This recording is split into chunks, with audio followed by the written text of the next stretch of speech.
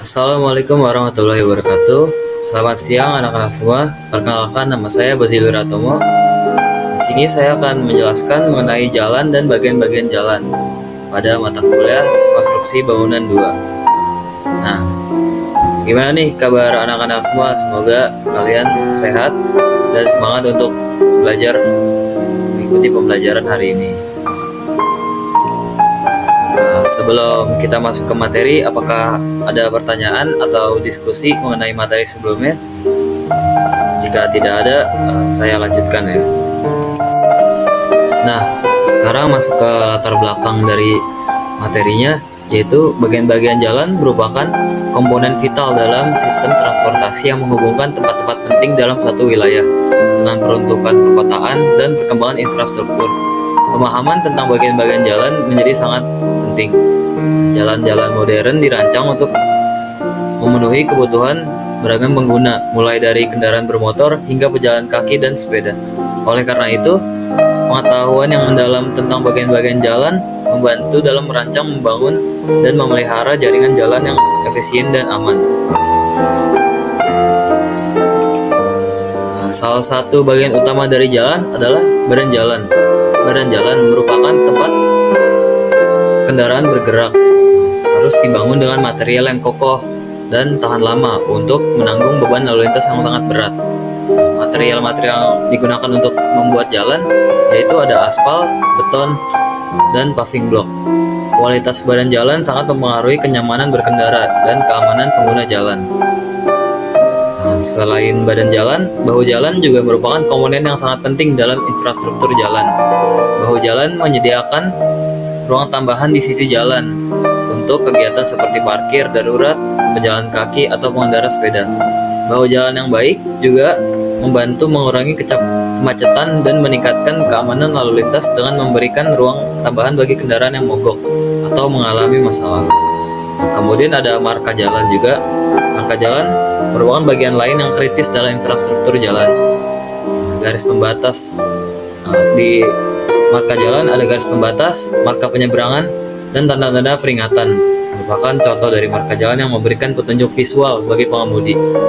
Marka jalan yang jelas dan teratur membantu mengurangi resiko kecelakaan dengan memberikan arahan yang tepat kepada pengguna jalan. Kemudian yang terakhir ada perangkat keamanan jalan seperti lampu lalu lintas, rambu lalu lintas, dan penghalang jalan. Merupakan komponen penting untuk memastikan keselamatan pengguna jalan. Perangkat ini memberikan informasi dan peringatan diperlukan kepada pengemudi untuk menghindari kecelakaan dan memastikan lalu lintas yang aman dan teratur. Dengan demikian, pemahaman yang mendalam tentang bagian-bagian jalan adalah kunci untuk menciptakan sistem transportasi yang efisien, aman, dan berkelanjutan. Nah, sekarang masuk ke materinya, yaitu pengertian jalan. Pengertian jalan menurut Undang-Undang Nomor 38 Tahun 2004 tentang jalan. Yang pertama, jalan itu adalah suatu prasarana transportasi yang meliputi segala bagian jalan, termasuk bangunan pelengkap dan perlengkapannya yang diperuntukkan bagi lalu lintas, yang ada di atas, di bawah permukaan tanah, dan juga di air, kecuali jalan kereta api, jalan lori, dan jalan kabel. Kemudian jalan umum adalah jalan yang diperuntukkan bagi lalu lintas umum. Kemudian ada jalan khusus juga. Jalan khusus adalah jalan yang dibangun oleh instansi, badan usaha, perseroan, atau kelompok masyarakat untuk kepentingan sendiri. Kemudian ada jalan tol. Jalan tol adalah jalan umum yang merupakan bagian sistem jaringan jalan dan sebagai jalan nasional yang penggunaannya diwajibkan membayar biaya tol. Nah, selanjutnya klasifikasi jalan di Indonesia ini bertujuan untuk yang pertama ada mewujudkan keselamatan pengguna jalan. Nah, dalam mewujudkan keselamatan pengguna jalan, hal yang telah dilakukan adalah pemisahan lajur kendaraan, penyediaan fasilitas pejalan kaki, dan juga ada pemasangan rambu lalu lintas. Nah, yang kedua ada meningkatkan efisiensi sistem transportasi. Untuk mencapai efisiensi tersebut, yaitu dilakukannya pembangunan infrastruktur pendukung seperti jalan tol, jalan lingkar, dan lain-lain. Kemudian yang ketiga ada mendukung perekonomian nasional. Contohnya yaitu distribusi barang dan jasa, akses ke kawasan ekonomi, dan juga bisa meningkatkan peluang usaha.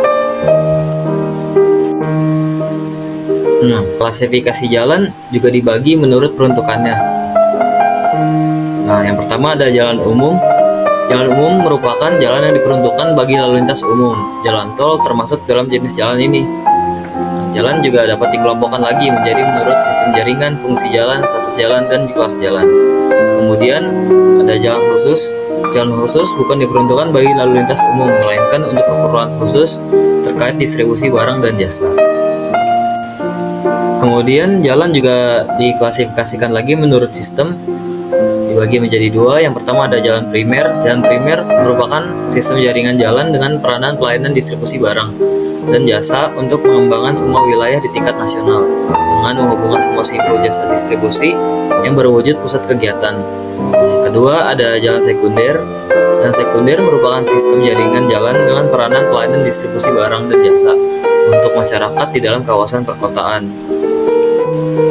Jalan juga diklasifikasikan menurut fungsi dan diklasifikasikan menjadi 4 bagian. Ada jalan arteri, jalan kolektor, jalan lokal, jalan lingkungan. Nah, jalan arteri ini merupakan jalan yang diutamakan untuk melaksanakan peran mobilitas yang umumnya membutuhkan kapasitas dan kecepatan tinggi. Kemudian ada jalan kolektor. Jalan kolektor ini difungsikan sebagai kolektor atau distributor, di mana fungsi aksesibilitas dan mobilitas diperankan secara merata. Kemudian ada jalan lokal. Jalan lokal ini diutamakan untuk melaksanakan peran aksesibilitas bagi wilayah. Kuncinya adalah pemerataan jangkauan ke semua daerah. Selanjutnya ada jalan lingkungan. Jalan lingkungan ini digunakan untuk melayani kendaraan dengan perjalanan jarak dekat dan berkecepatan rendah, seperti jalan yang kita biasa lalui. Nah, jalan juga diklasifikasikan menurut status, dibagi menjadi 4 bagian. Yang pertama ada jalan nasional, kemudian jalan provinsi, jalan kabupaten, dan jalan kota. Nah, pada jalan nasional ini, jalan nasional merupakan jalan arteri atau jalan arteri dan jalan kolektor dalam sistem jaringan jalan primer yang menghubungkan antar ibu kota, provinsi, dan jalan strategis nasional serta jalan tol. Kemudian ada jalan provinsi ini, jalan kolektor dalam sistem jaringan jalan primer yang menghubungkan ibu kota provinsi dengan ibu kota kabupaten atau antar ibu kota kabupaten dan jalan strategis provinsi. Kemudian ada jalan kabupaten. Jalan kabupaten ini merupakan jalan lokal dalam sistem jaringan jalan primer yang menghubungkan ibu kota kabupaten dengan ibu kota kecamatan, antar ibu kota kecamatan, ibu kota kabupaten dengan pusat kegiatan lokal, atau antar pusat kegiatan lokal. Kemudian ada jalan kota. Jalan umum dalam sistem jaringan jalan sekunder yang menghubungkan antar pusat pelayanan dalam kota. Nah, di sini masuk ke materi bagian-bagian jalan seperti yang ada di gambar di samping. Di sini ada rumaja, rumija, dan ruasja. Rumaja ini yang di paling tengah berwarna hitam. Kemudian rumija ini sebelahnya tidak terlalu pinggir. Kemudian ada ruasja yang paling pinggir.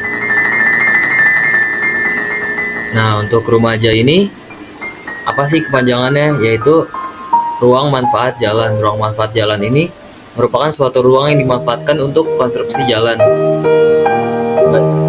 Dari rumaja ini memiliki bagian-bagian. Yang pertama ada badan jalan. Badan jalan ini merupakan jalur lalu lintas dengan atau tanpa jalur pemisah dan bahu jalan, termasuk jalur pejalan kaki. Kemudian bahu jalan ini diperuntukkan bagi layanan lalu lintas dan angkutan jalan serta pengaman konstruksi jalan. Kemudian ada bahu jalan. Bahu jalan ini merupakan bagian dari daerah manfaat jalan yang berdampingan dengan jalur lalu lintas yang digunakan untuk menampung kendaraan berhenti dalam keperluan darurat dan diperlukan juga untuk mendukung bagian samping konstruksi jalan. Kemudian ada jalur lalu lintas, merupakan bagian jalur jalan yang direncanakan khusus untuk lintasan kendaraan roda 4. Kemudian ada saluran tepi jalan. Saluran tepi jalan adalah saluran yang hanya diperuntukkan bagi penampungan dan penyaluran air agar badan jalan bebas dari pengaruh atau genangan air.